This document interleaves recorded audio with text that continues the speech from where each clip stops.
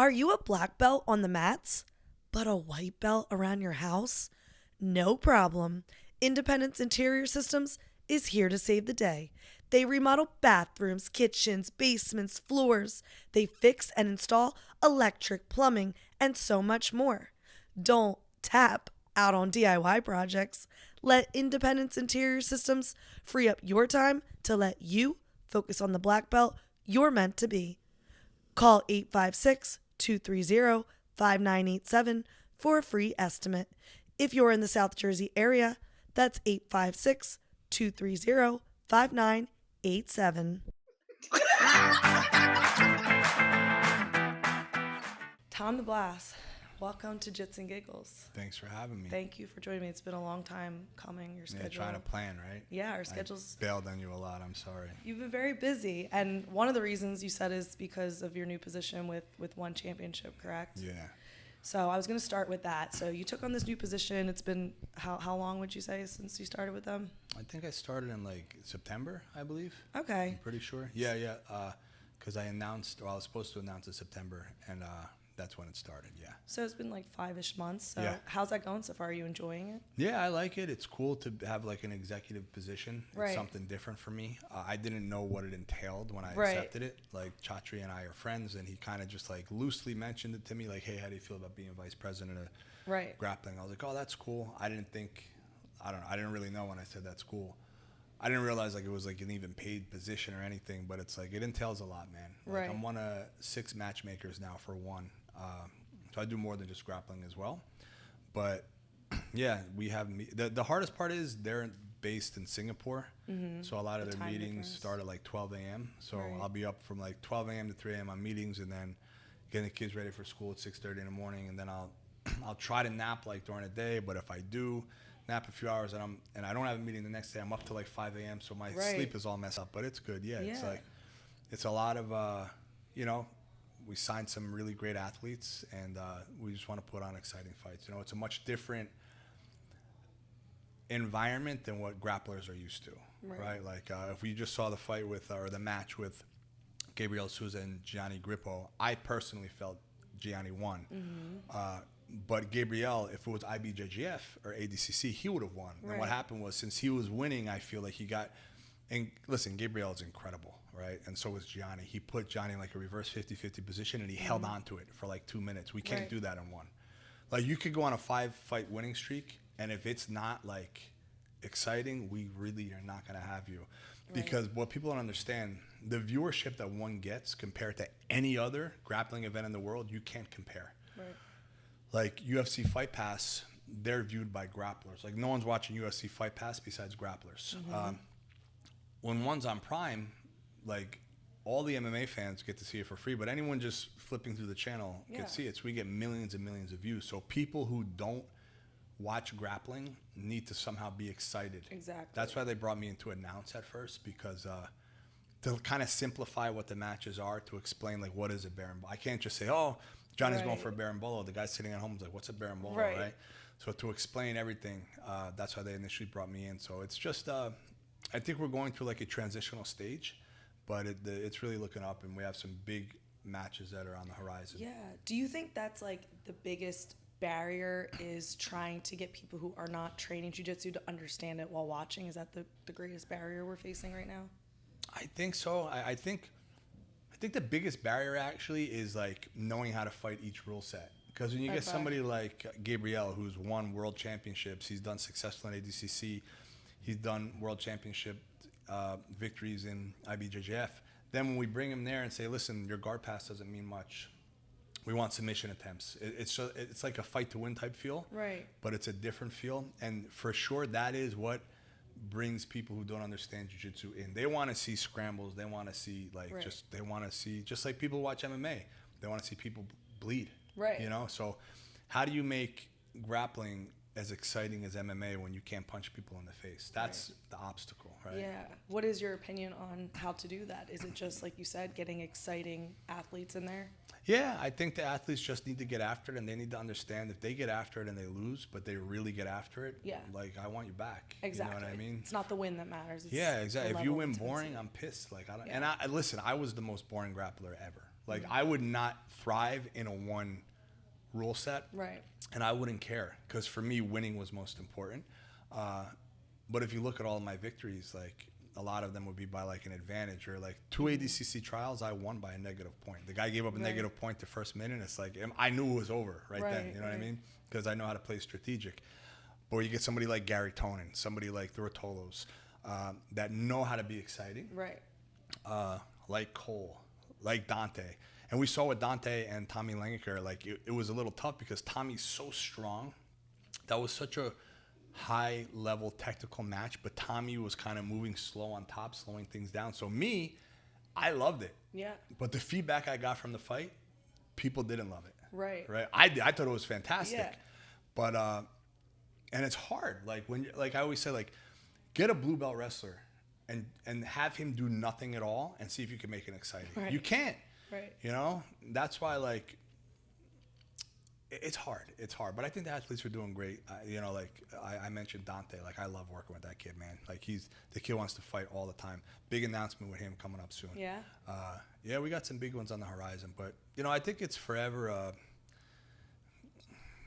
I wish people in general would just be a little bit more patient and understand what they're watching. Mm-hmm. And but again, who are we appealing to? The people who are writing on their face, "Just bleed." Right. Right. Yeah. But you know, one really brings that martial art aspect into it. Like when you're in Asia, man, it's a different world. It's a totally different world. But even the Thai fans, like when we're fighting in Bangkok, like they're fighting from the time they're 4 years old. Right. So when they see a grappling match, you better damn well be exciting. Right. And when we saw Maisa and Danielle Kelly the last time, it was very technical, but statistics show everybody turned it off. Really? Yeah. No one kept it on. Yeah, somebody that is in jiu-jitsu and watching, it's probably exciting for I us, thought right? I thought like, both Danielle and Maisa did incredible. Yeah.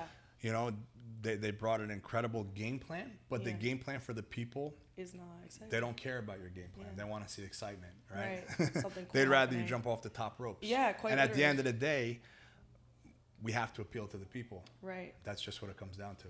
So how does that work? Like when something like, we'll use that as an example, Danielle and Maisa, statistics show that people turned off. How do you handle that? Do you talk to the athletes about it and give them another opportunity to be exciting next time? Like, what do you do to fix the problem? It depends on every situation. Like how many losses are they coming at? What division are they in? Is the division in itself an exciting division? Do we feel we can match them with somebody else who could be exciting? Right. Like some athletes, as much as they win, they're never going to be exciting. Gotcha.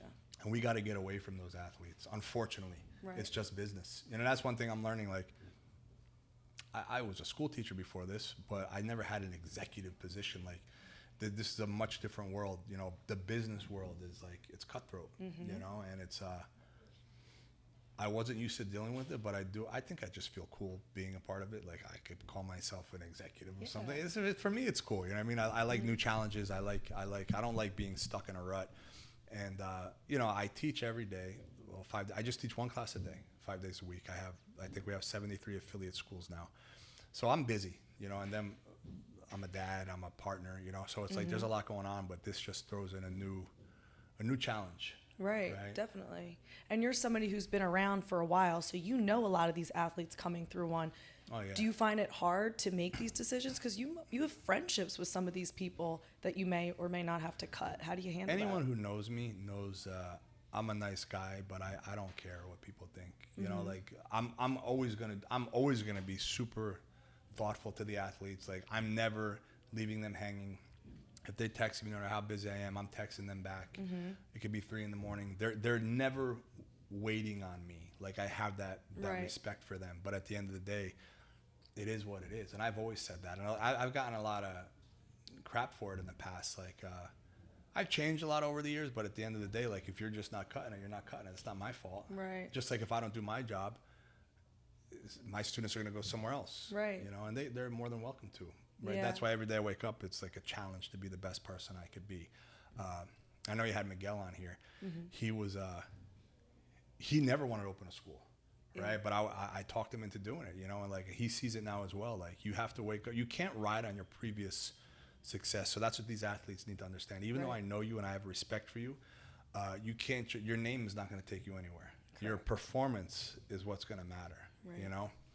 Yeah, it's a tough life to live because it's like even if you just come off of a win, it's on to the next thing. It doesn't last very long. It doesn't hold you at a certain level for very long. You're only as good as your last fight. Exactly. You know? You have to keep going. It really never ends. 100%. Are you traveling a lot now that you're working for them? I was in Thailand a few weeks ago. I'll be announcing another match May 3rd in Thailand, and I know they're going to want me to go back June 7th to Thailand, but I'm not going to be able to because in between I got other things going on as well. I owe like 70 seminars that I don't really do seminars much anymore. Yeah. I don't like to do them anymore just because I'm busy. Yeah. And it's not that it's all about the money, but I have a life to sustain and I have people to take care of. You know, like I take care of my mom. You know, I'm the sole breadwinner for a lot of people. So I got to go where I am going to. I give back a lot too, you know. But at the end of the day, like, all right, am I gonna go to a school in Ohio and teach a seminar and make a few $1,000s compared to am I gonna go somewhere and make $15,000? Right, you have to make the most of your time. Yeah, unfortunately, money makes the world go around, and it's like I never care about money, but I just care about freedom, you know, and I like to be free. So I got to make some tough decisions sometimes, for sure. Yeah, definitely. And I know we talked a lot leading up to the podcast about how busy one's keeping you and about how you weren't too sure about what it would entail. What would you say is like the most surprising part of your position that you weren't expecting? Athletes. How little jiu-jitsu athletes are truly on top of their shit. That's interesting. I can't understand how some people make it in life at all. Right. Because for me, I was fighting at the highest levels and competing at the highest levels when I had kids and I ran a school. If you message me and you need a response, I'm going to give it. Listen, I probably respond to about 200, whether it be emails or messages a day. I wake up, I say my prayer, and then I put on my phone and it's just like a ton of stuff coming through. Right. And I get back to every single person. Like these athletes nowadays, it's like how you do one thing is how you do everything. So if you think you're going to slack off one aspect of your life and thrive in another, you're not. And they should be building their future right now simultaneously, you know? And a lot of athletes don't want tough fights, man. This is one thing I realized, one's not giving me fights. No, we're offering you fights, but you're just not wanting them fights. Everybody wants an easy fight. Most everybody, right? Not Dante, but a lot of people do, you know? And that's what surprised me because I made money not through even fighting at the highest levels. Like I never looked at fighting as like a moneymaker. I did it because I just had a passion to do it. And now the game is changing a little bit. So you could walk away and win championship with a $50,000 bonus. You know, like Marcelo's last fight, he made over $100,000. Right. You know what I mean? Just to grapple for a few minutes. Yeah. So I understand that, but also a guy like Marcelo understands he's got to be back at his school. He's got to thrive there. He's still a father. He's a husband. And that's what a lot of these kids don't understand, you know? And I wish they would. Right. Like, if I message an athlete and they don't get back to me, I'm on to the next one. Of course. So don't come back to me. And I first figured this out with ADCC when I ran the trials 3 or 4 times. And the last trials that I did, I said I was done with it. And the reason I'm done with it is because we had registration open for 8 months. Registration closed and I had hundreds of people begging to get back in. Right. I'm like, what's wrong with you? Yeah. Like, where's your sense of responsibility and urgency? I'm really big on urgency. You have to be efficient, and a lot of people aren't. And it's not just one athlete. It's literally everybody. Yeah. You know, and it's a crazy thing to me. It kind of irritates me. What do you think? Why do you think that is? Like, why are they not urgent about getting to where they want to be? I don't know. It's really strange to me. You think it's like generational or? No, because I mean, listen, I would look at my dad growing up, and he was a drug addict and an alcoholic, and I seen him go through like 1,000 jobs, and I remember just seeing him like pass out on the couch, and I'm thinking to myself like, work is starting right now. Right. What are you doing? You know what I mean? So it's not generational. Right. And I actually believe these kids growing up nowadays have it harder than anybody's ever had it. So I know a lot of people like to give a generation a lot of shit, but it's like, I think there is a large sense of entitlement. Like people want sponsors all the time, and it's like, you know, like what are you bringing your sponsor? Like I just started working with Breakpoint, and they pay me a salary per month, but then they were going to give me also 50% of my merchandise sold, and I said no. I said absolutely not. I said I want you to keep 100% of the merchandise just so you see that I'm worth it. I'll bring you hundreds of thousands of dollars a year. Yeah. I don't want to take before I show you who I am. Right. You know, so a lot of people nowadays, they want sponsors, they want this, but what have you done to earn that? Right. You know, like I work for, well, not work, I'm sponsored by BioPro. I brought them in $500,000 in sales.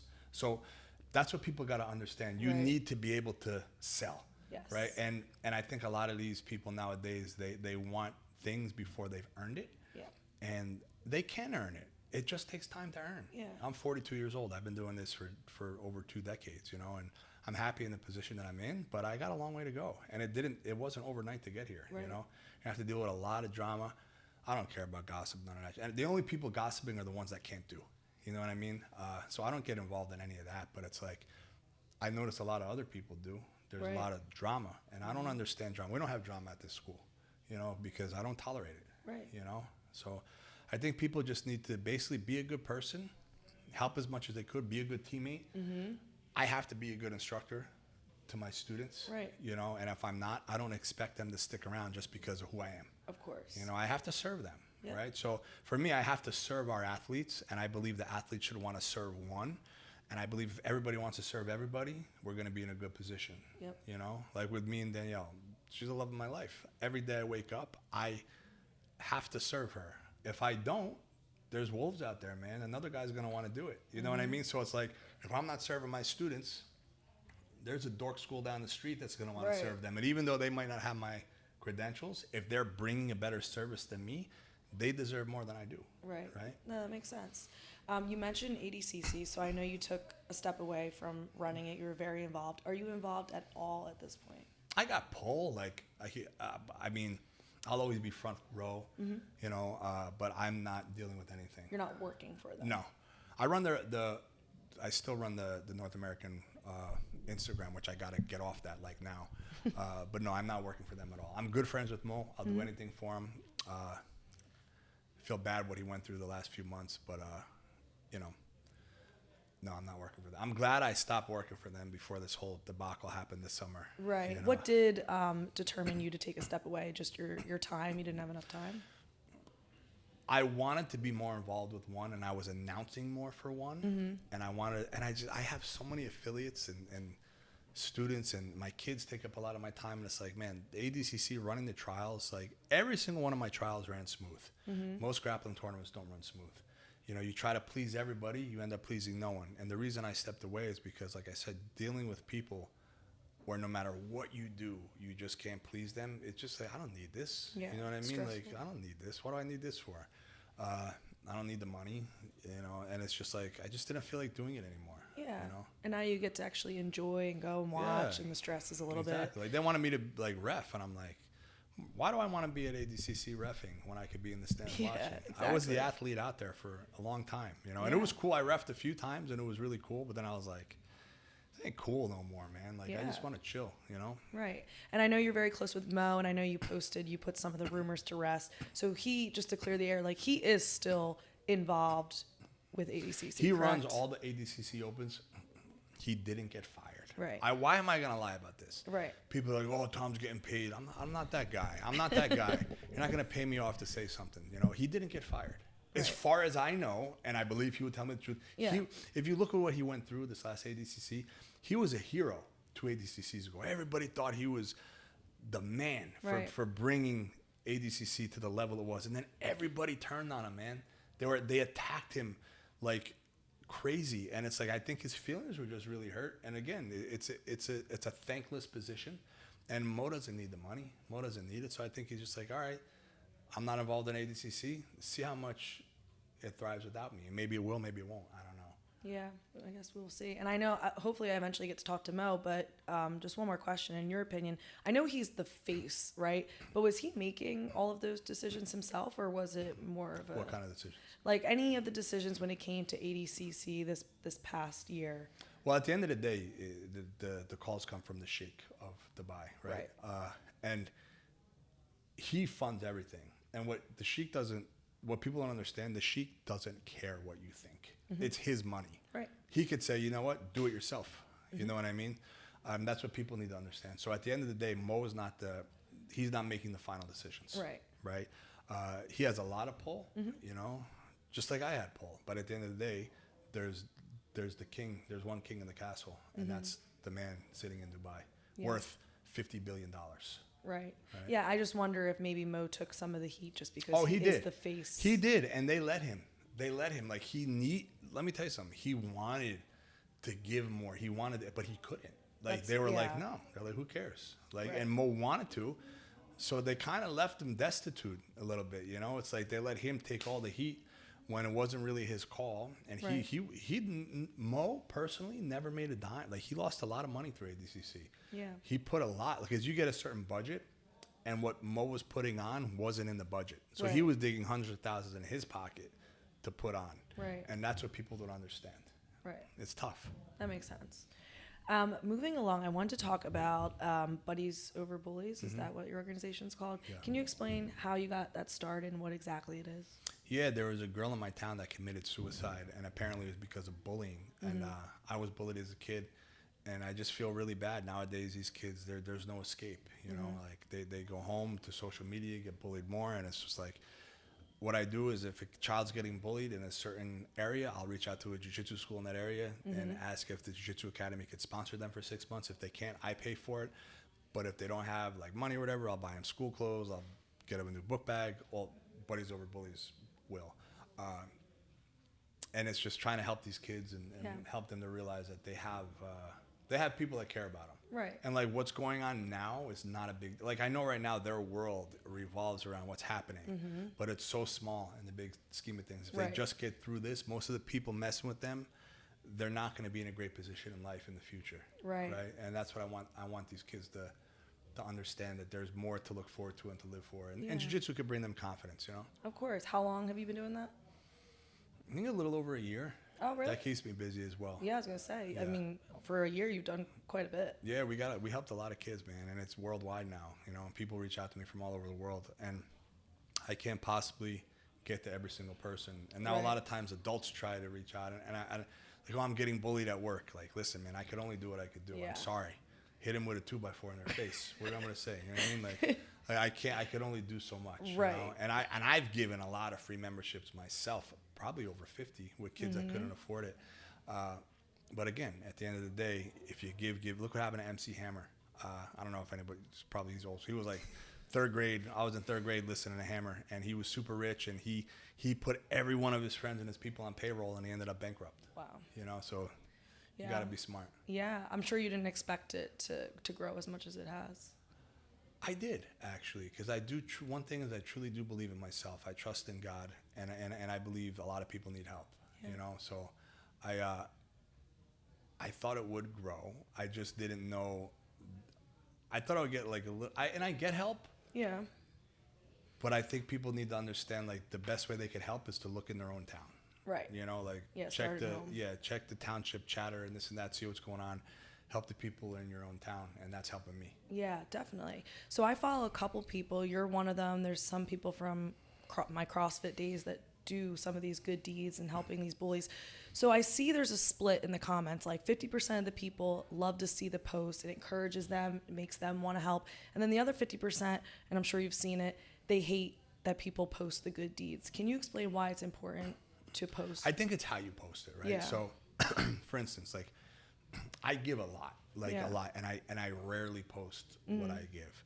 The other day I posted something. I was walking to the bathroom of the mall, and there was a custodian. He was cleaning up, and you could tell this was his job. He didn't have a lot of money, so I gave him some money, and I posted about it just to help, hopefully encourage other people to do it. You know, I think if I'm handing a homeless person a sandwich, I'm not going to post it, and I've done that plenty, but I don't post that online because I don't want to humiliate anyone. Right. You know, or like a picture of it or something. Yeah. So it's like, are you doing it to encourage other people to post, or are you doing it for your own clout? Right. And a lot of people do it for their own clout. I don't.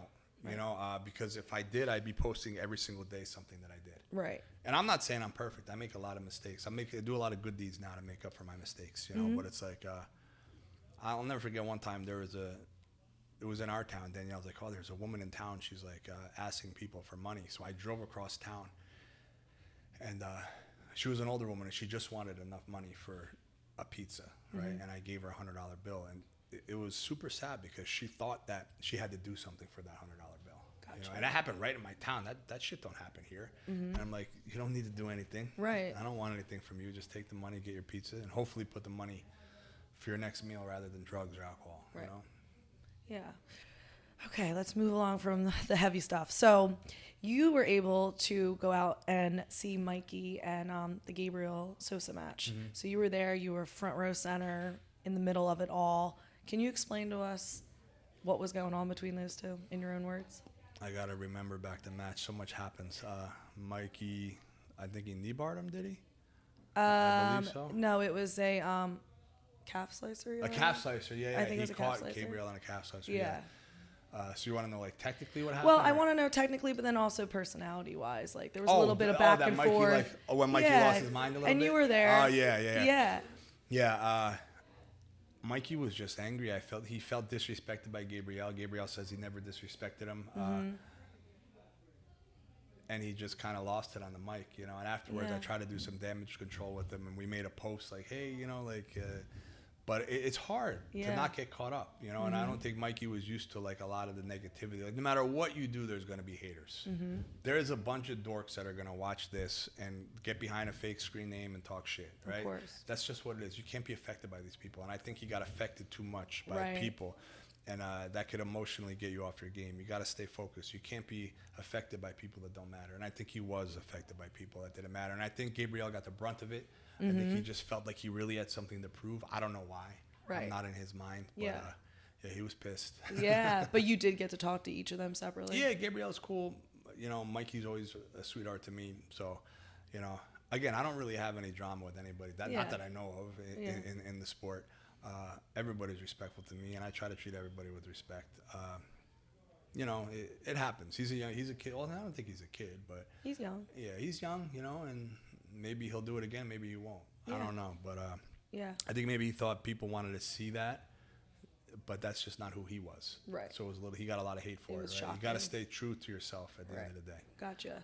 So speaking of big personalities, in your opinion, you've met so many people over the years. What would you say is the biggest personality flaw in jiu-jitsu athletes?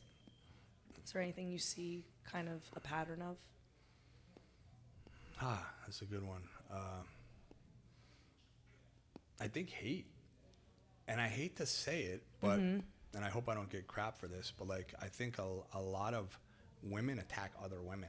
Okay. And it's weird. Like, I remember when my student Jaden refed for a fight to win, and there was, like, a woman, like, I guess there's, like, a secret women's chat on Facebook, like, just for women only. And apparently Jaden was getting, like, hammered. Like, oh, she's not speaking loud enough. Like, what is she doing? It's like, bro, why don't you just support your fellow female? You know, like, and it's not just women. I think there's a lot of hate in jiu-jitsu. You know, and I think people need to understand we're a very, very small community in this world. Why any hate is going to drive people away. It's not going to bring people in. You know, so I think hate is a flaw for most people. I can't speak on individual. I think instructors need to understand. Just because you have a black belt around your waist, realize who you're talking to. You know, like, you could be talking to a multimillionaire in your class that's much more successful than you in life. Just because you know how to submit people doesn't mean you understand life. Right. And just stick to what you know at. Like, for me, I try to talk about the personal experiences that I've had and a lot of the mistakes that I've made, so other people don't have to make them. But I think I got to be honest. I don't really pay attention to other people, whatever they do. I think if you're happy with yourself, you don't have really time to hate other people. Yeah. And I think sometimes people just like to tear other people down. It's weird to me. If I have a problem with somebody, I'm gonna approach them personally. I'll shoot them a personal message, and I'll talk to them personally. I'm not going to get behind a keyboard and say it, you know? But I mean, again, that's just the world nowadays. Yeah. Do you ever think some of that hate might be coming from, like, a marketing aspect? Like, I think a lot of hate comes from envy. Oh, that as well. You know, I think people are envious of other people. Why is he so successful, or why is she so successful? Right. Why are they getting it and not me? Right. I never looked at that. There was a story I heard one time. There's two types of people in this world. You drive down the street, you see a nice big house, a big mansion. One person's going to say, oh, look at that. I'm sure it was like a hand-me-down from his parents. I'm sure he was born into money. And the other person's going to say, oh, wow, like, good for them. I hope I could reach where they're at. That's how I was all the time. Yeah. And I think most people aren't like that. Right. It's like the must be nice people, right?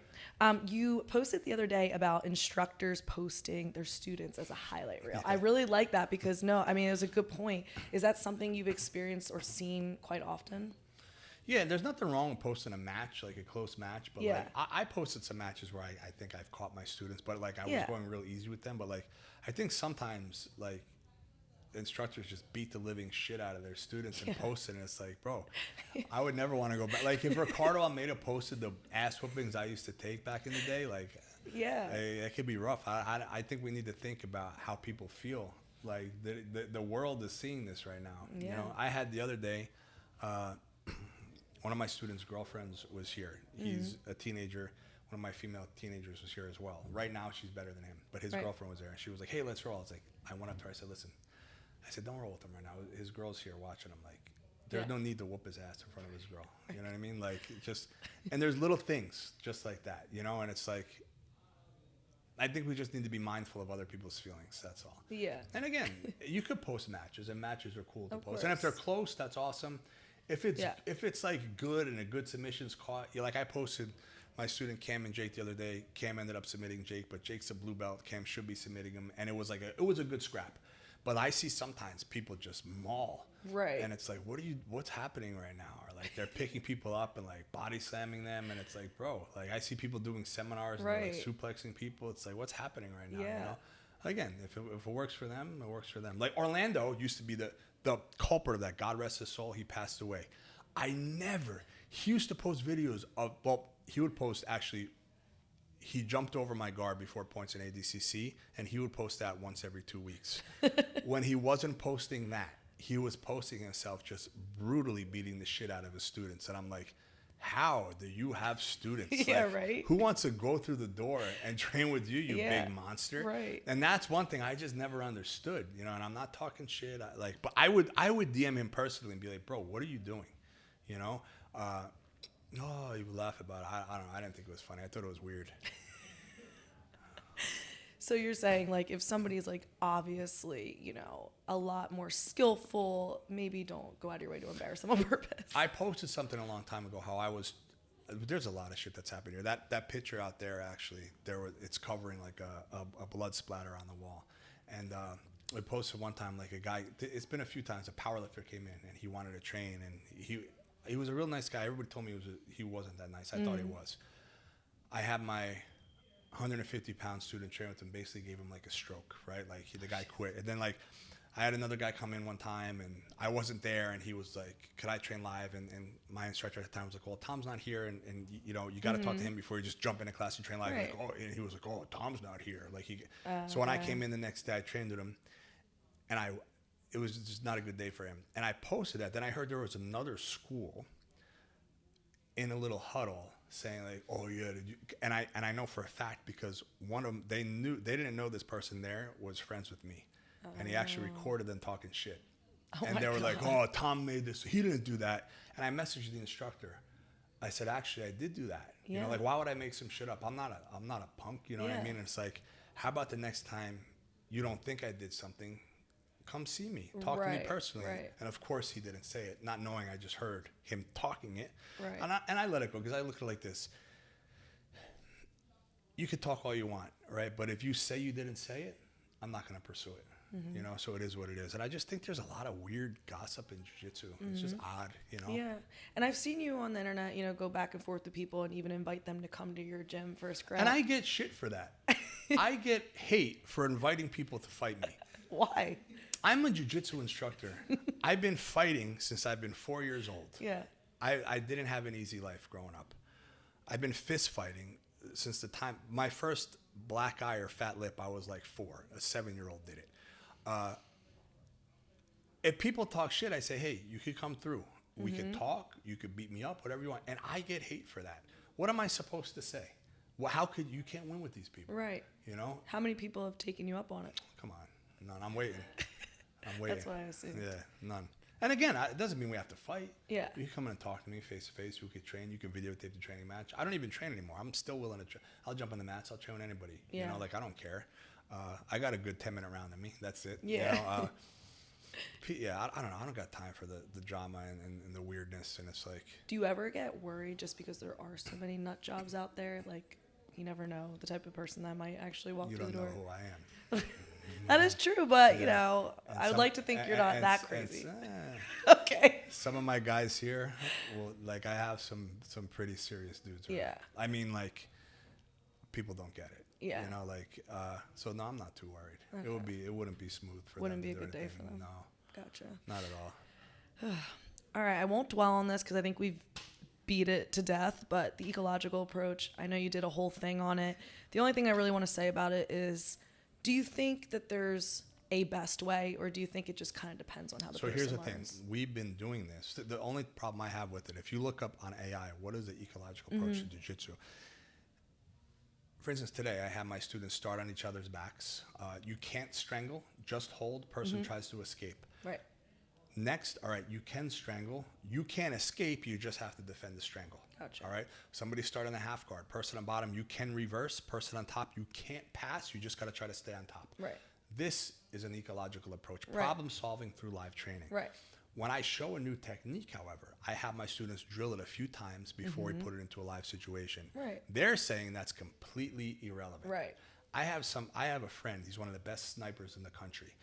He's on the range every day shooting targets. He's not shooting people. He's shooting targets. Right. Sometimes he's shooting people, Right. but he's not practicing. He's not like, hey, let me go to Walmart today and do an ecological approach to my sniping and start picking these people off. Right. He's hitting targets.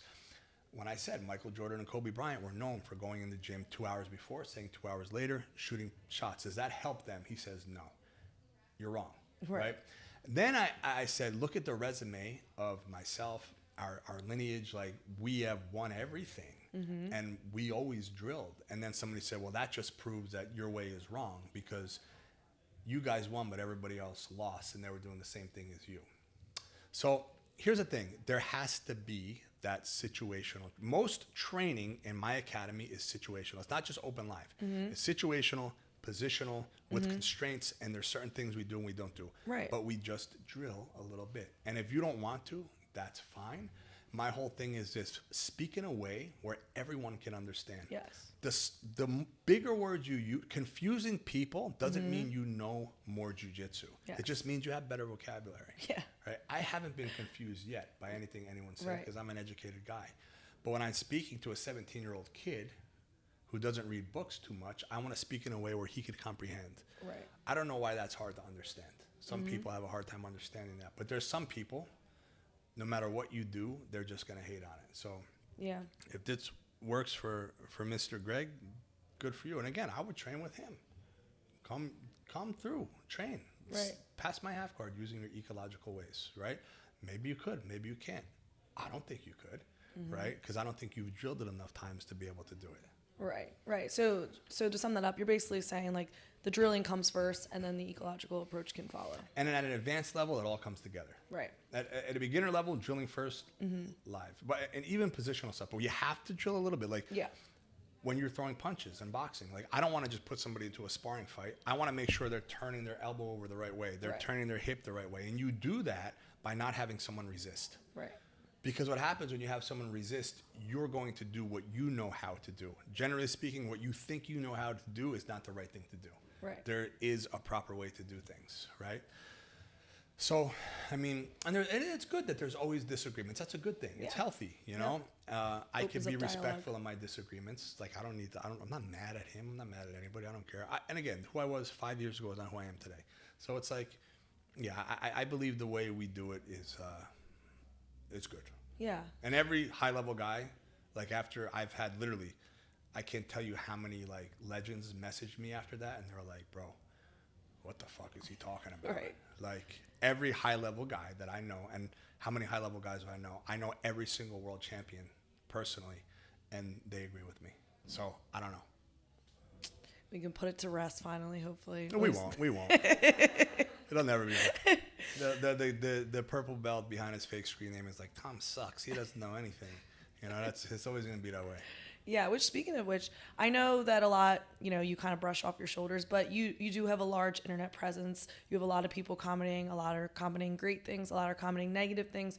You must read some. Does it ever get to you, and how do you handle it? No, I don't care. Doesn't It used bother you to at all? piss me off. It did used to? Yeah, I've gotten IP addresses and shit back in the day. Jeez. Yeah, somebody was selling my DVDs. He was. Wow. Yeah, and like it was when I just started selling DVDs for BJ Fanatics, and I got his complete address. Wow. And I posted it, and I posted his mother's work. I didn't know you couldn't do that. This was like 10 years ago. And I was the bad guy because I doxed him. Right. I learned you can't do that now. But yeah, everybody, like, they didn't care that he was stealing my DVDs. They cared that I went after him. But like, now I don't care. It really doesn't mean anything. Most of these people just need a hug. And if they saw me face to face, they'd take a picture with me. You know? And if they didn't take a picture with me, they would put their head down and they would walk by like a good boy. You know? So no, it doesn't bother. You get used to it. I was going to say, do you think that you're the way you are now just because you're almost like desensitized to it? Yeah, 100%. Yeah. Like my daughter doesn't like me to post her at all because like she's afraid. And I forget. Like, I think this month was a slow month and I had, I think, 35 million visits to my Instagram, right? So you're getting millions and millions of people looking at your stuff. Like Tom Hardy doesn't allow comments at all because it affects him. Yeah. He's like, you shouldn't allow comments either. I was like, well, I got 565,000 followers. You have 14 million. There's a difference. I have to have that engagement yet, you know?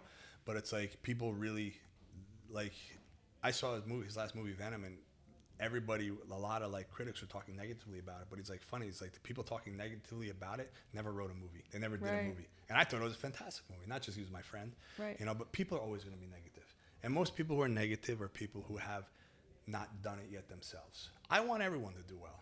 Truly. I want, like, I'll say, like, there's a place everyone could train at. Not everybody wants to train at my academy. Train at the academy down the street. The only thing I say is I'm confident in who I am and who my students are. I will stand before anybody and say what I have to say, and I'll train with anybody, and I'll do anything. And yeah, I mean, I'm supposed to be able to fight anybody since what I teach is fighting. Right? That's like me being a math teacher and someone saying I suck in math and then being afraid to do a math off. Right? If I'm the best speller in the world, if somebody says you can't spell, what am I supposed to say? Let's have a spelling bee. All I say is come whoop my ass, and then I'm the bad guy. Yeah. You can't win.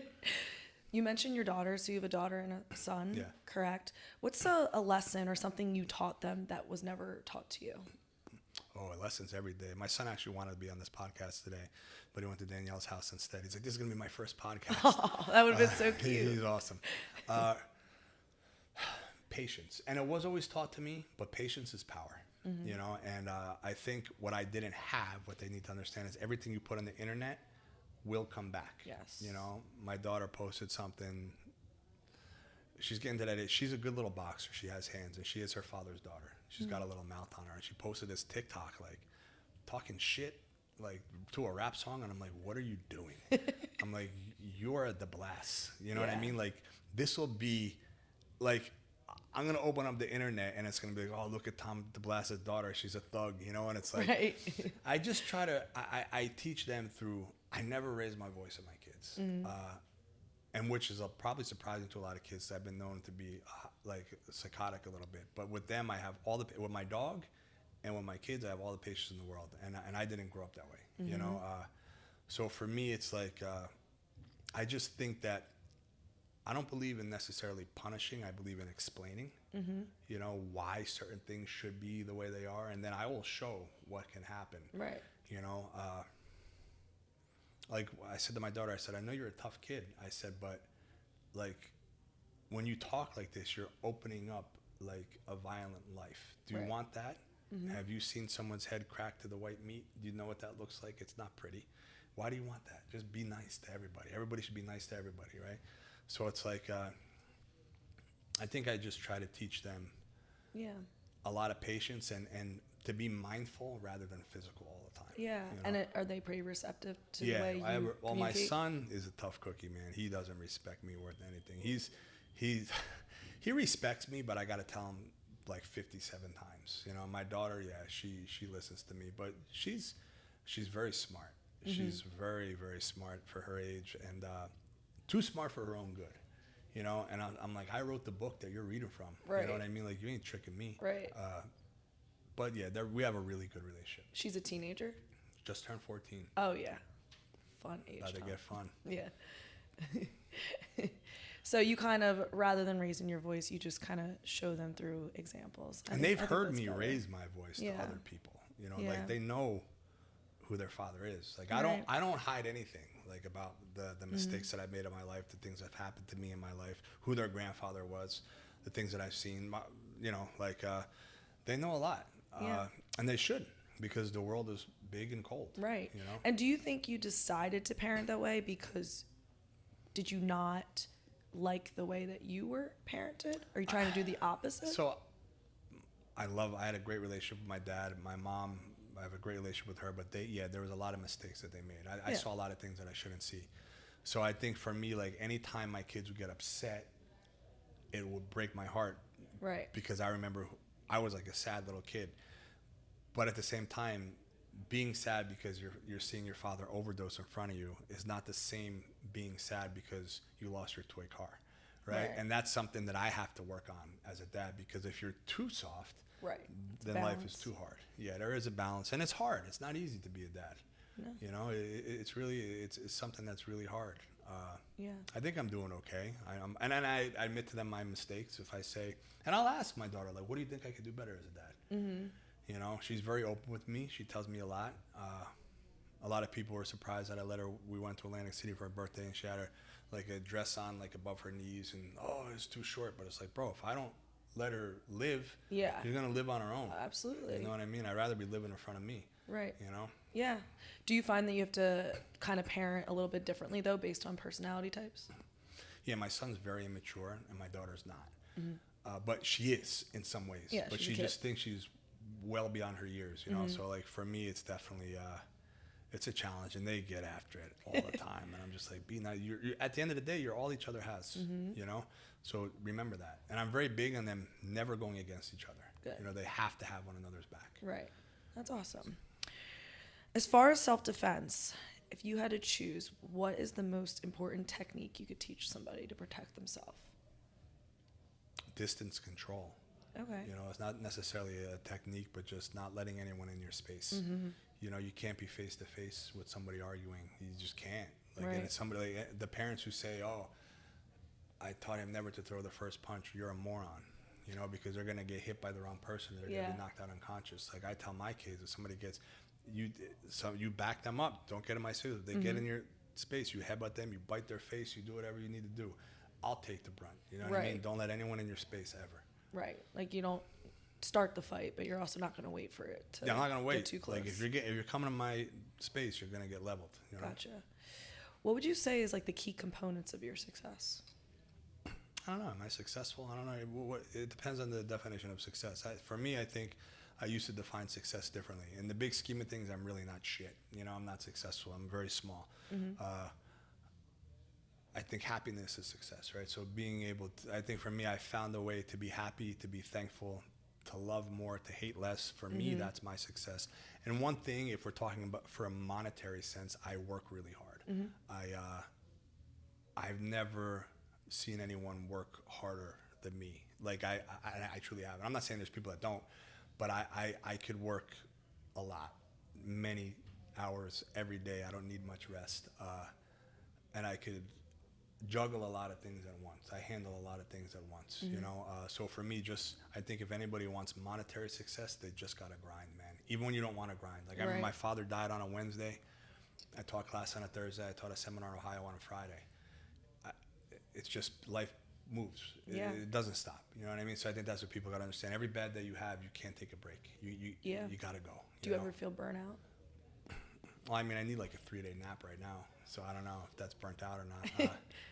You know, I do, but then I just started watching the series 1883. You ever see that? No, I haven't. Man, you got to watch this. It's unbelievable. Do you ever see Yellowstone? Yes, I've seen Yellowstone. 1883 is better than Yellowstone. Oh, okay. 1883 is how Yellowstone started. Oh, okay. And then there's 1926 after that. But the way our ancestors lived and the way some people live, like, who am I to complain? Like, I teach jiu-jitsu. I deal with a lot of people, but it's like, if I'm burnt out, I'm soft. You know, like, I guess everybody gets tired, but I believe as long as your mind is fresh, then you're fresh. You know, my mind stays pretty solid. Yeah. Is there anything you do in particular to kind of get yourself out of a funk or out of a stressful week or situation?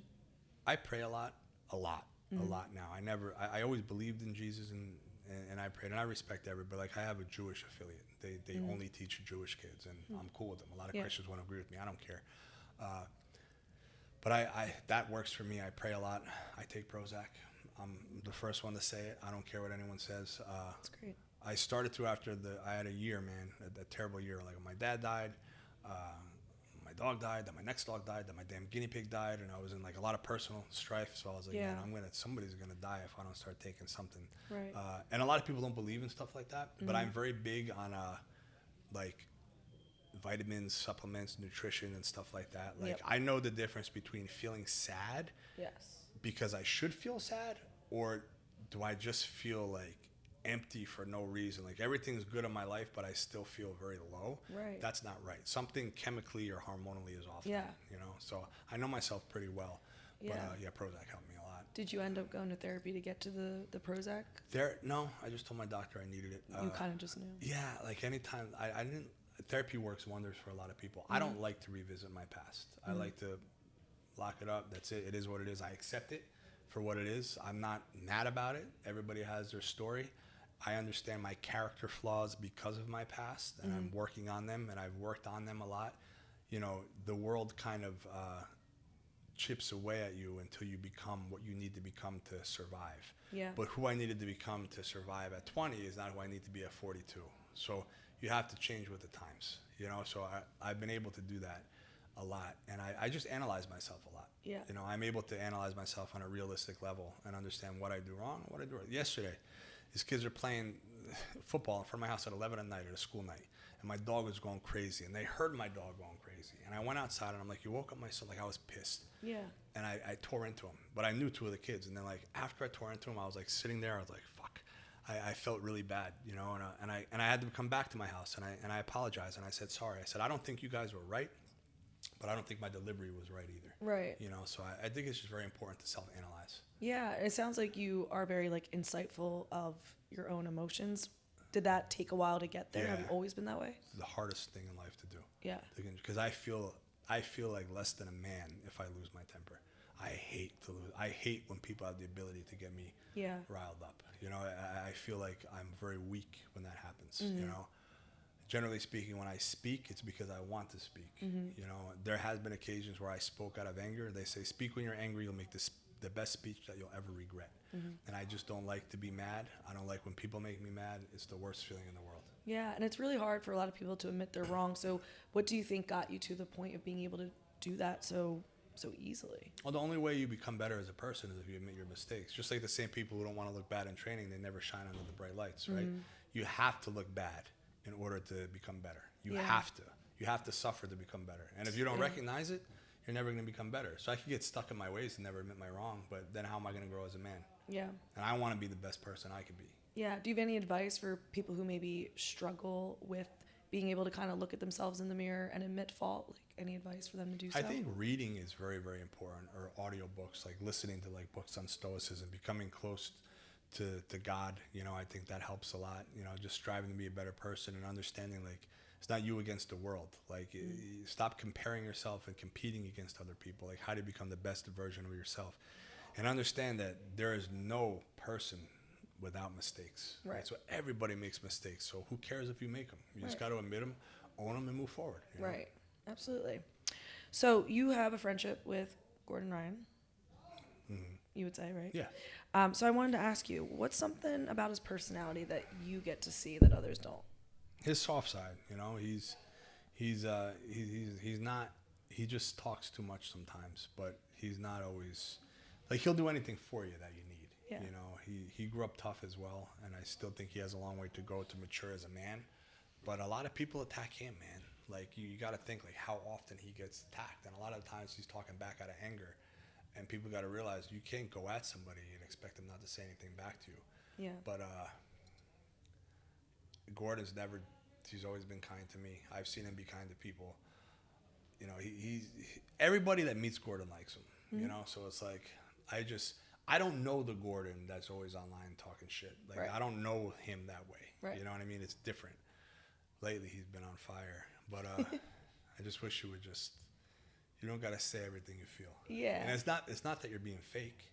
Right. You just don't got to say everything. Yeah, exactly. Yeah. Not everything has to be a battle. Absolutely. Would you consider that you're somebody in his life that kind of is a voice of reason ever? Are you ever talking to him off the ledge? I've tried. He's never on the ledge, like, as far as, like, he never, like, wants to, like, commit suicide or anything, but I've torn into him many, many times. Doesn't really work too well. Yeah. You know, But yeah, I've been someone that he's come to a lot. Before Yeah. big decisions, he always asks me, what do I think? That's nice. He never asked me what I think before he makes a post. But You're not otherwise- his PR rep. No, but otherwise, yeah, he comes with any business decision or anything like that. He comes Yeah. to me. Yeah. Yeah, because there is a lot of information out there that like women tend to have other women to talk to, but a lot of men don't have other men to talk to, or they just don't want to talk to other Yeah. men. But it's nice that you guys have a friendship. Yeah, he could talk about anything. A lot of people come to talk to me, a lot of men. Yeah, that's awesome. You kind of like mentioned a couple times a couple athletes, but who's an athlete, it could be male or female, that you think deserves a little more coverage and acknowledgement than they're getting? Like anyone? Be someone up and coming.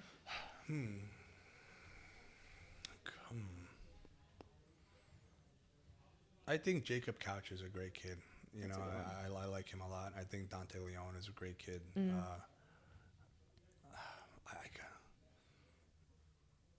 I don't know. I don't know. I think those two I'll say. Those are good you know? ones, yeah. And then my student Cam, I think he's great. He needs to post better.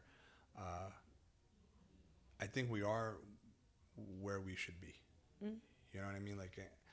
Like if you have a small following, that's because that's what you have. So how could you make it better? You know, you have to earn everything. You know. Right. But I think as far as people, I think are good people. I think those two guys, they're at a high level. That's why I said them. Yep. Just super. Jacob's one of the nicest kids you'll ever meet, man. He really appreciates everything that you give to him and do for him. I'd like to see him on one, to be quite honest. Yeah. But yeah, it's a hard question. It is hard, but I talked to a couple people, and the consensus was kind of that, you could be the best athlete in the world, but if you can't sell yourself, you're not going to make it to a certain That's the level. Do problem. you agree with that? Yeah, 100%. And if you look at one thing I've managed to do is stay very relevant. And there's a lot of guys who want a lot more than me, but I think they need to read more. They need to educate themselves more. I think the lack of the lack of understanding what to do at what time and strategy, and the lack of stop trying to be other people. Like, who are you? What do you have to give to the world? Yeah. And just know who you are. You know? I think a lot of it, I could be wrong, but I think it's because it's an individual sport. Like, you can be, I'm a Flyers fan, I'm a big hockey fan. Some of the most boring people with no personality make the most money. And I think it's because, they're a great athlete and they're on a team. And you make it on the team, and that's it. You get a salary. But it's like, you Jiu-jitsu can't. Not that way. Yeah, you can't afford to be a boring person in jiu-jitsu. In sports, you could just win. Yeah. In jiu-jitsu, there's a lot to it. You have to be more well-rounded. Yeah. They ask a lot more in of every you. aspect. Yeah. And look at this one kid. I forget what's the guy who just said Hitler's a good dude. Sorry, Who? said Hitler's a good guy. That one UFC Oh, player. yeah. Bro, everybody loved That's him, and then he makes crazy. one comment and he just ruined his life. Yeah. What are you doing? Right. But how do you Like, not know better? Well, I don't this is what I'm talking about. Yeah. I don't understand how people Yeah. could be so. Ignorant. Yes, it drives me insane. God. Yeah. Yeah, it's funny that as a community we're actually pretty small, and yet I feel like we're asked the most of us in order to make it to the top, right? I think if just most people weren't morons, they'd have a much better chance. Yeah. Yeah. Hitler's a good I guy. agree. So Yara was telling me a little bit about your school on the way up. She was saying you have a really nice women's program. You have a lot of women that come through your door. We do. Why do you think that is? What allows so many women to feel comfortable coming to your gym? I think Danielle, she's my black belt and she's my partner. I think it helps to have a strong woman in there. For me, I don't really want to teach women's classes personally. Right. I will, but it's not my thing. When I said I want to teach women's class, I don't want to teach all women's classes. There's women in my class every day, but I think what men need to understand that women are women, and they must be treated differently, and I know a lot of times people think it shouldn't be that way, but if I have an athlete who's a female, I'm not going to ride her the same way I would a male because there's different things going on in their life, right? And also you have to know how to train hard with a female without hurting her and without using all your strength and all your weight. And you can't have an ego. Only time I ever get my guard passed is by females. Danielle whoops my ass because I try to use no strength and just technique. And if she gets something technical, I'll give it to her. Right. I'm not going to do that to a man. Right. I'll body slam him before he gets something on me.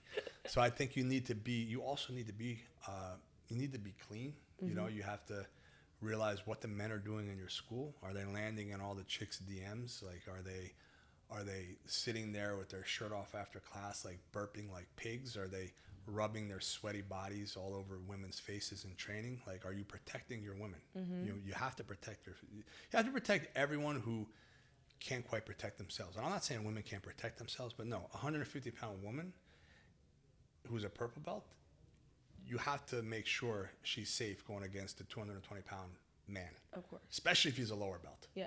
You know? Yes. So I think just common sense, and I think having a strong leader like Danielle helps a lot. Right. Because I don't got to deal with like much besides just making sure the environment's safe. Like, people don't want to do things wrong. Like, people don't want it to get back to me. By the time it gets back to me, you fucked up. Right. You know, and no one wants to do that.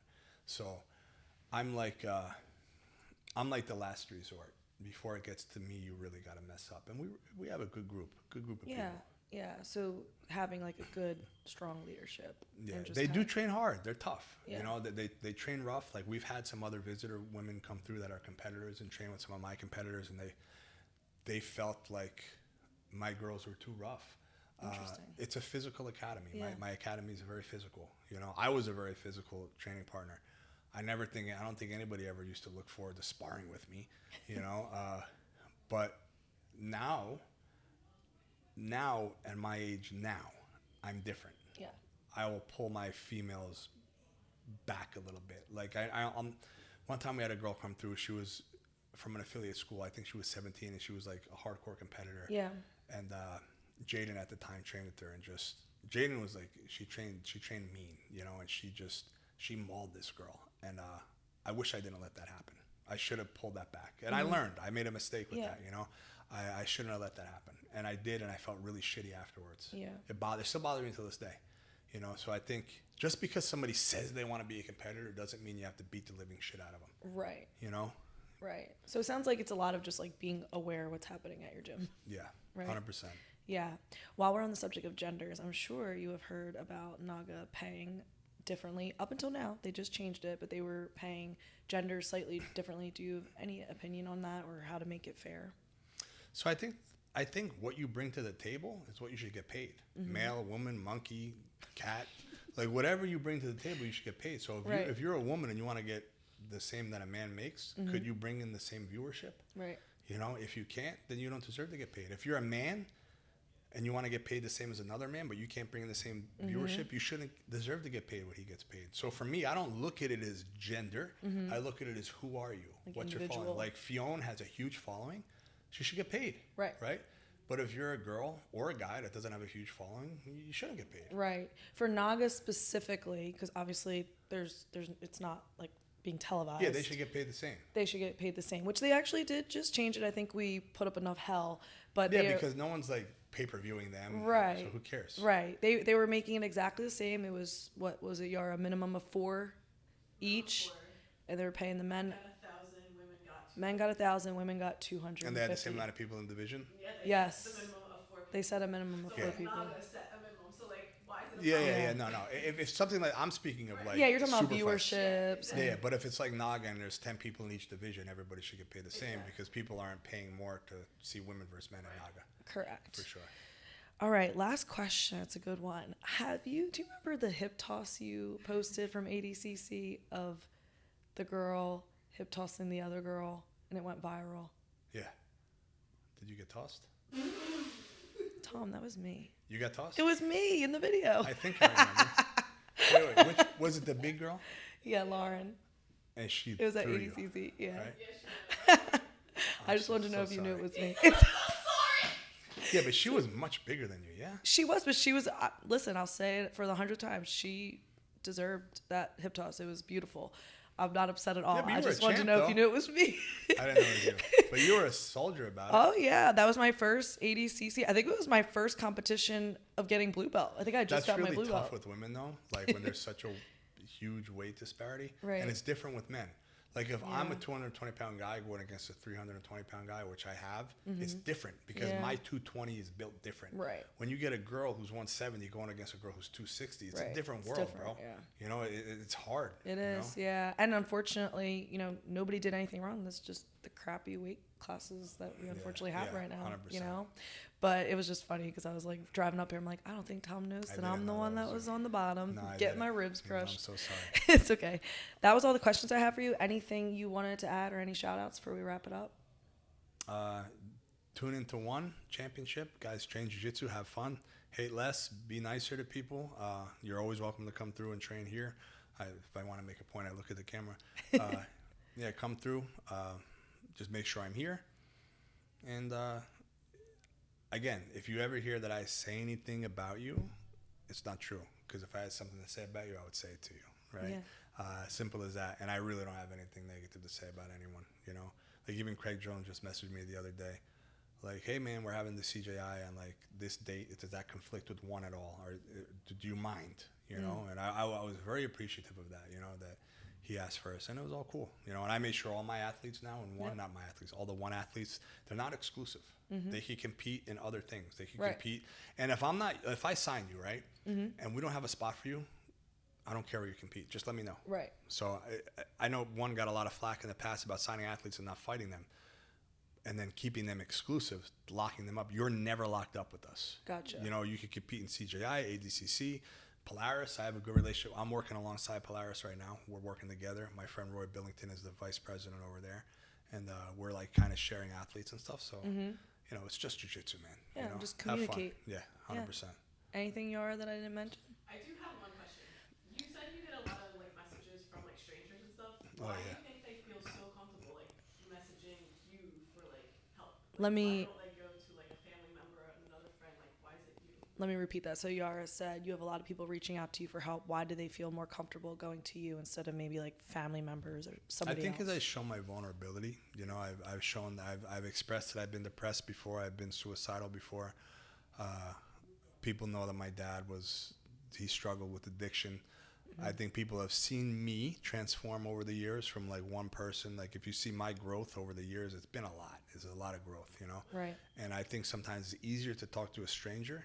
And I'm not like, I'm definitely one of the toughest motherfuckers that you'll meet, for sure. Like you could put me in a room with anybody, it doesn't matter. You're not gonna out alpha me.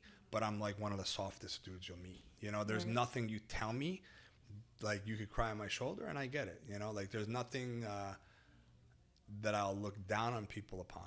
You know, I understand what pain feels like, you know, and I think people know that. So I think like to have a guy that's like a pretty hard dude that gets respect from like I said, not everyone has to like me. You can't tell me one person that doesn't respect me, you know, but that still has that much respect, but also that much compassion.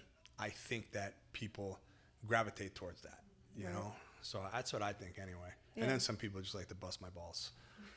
There's always a few. Anything else? Thank you, Tom. I know you're very busy. I appreciate you taking the time. Appreciate you girls coming. Thanks so much. Thanks.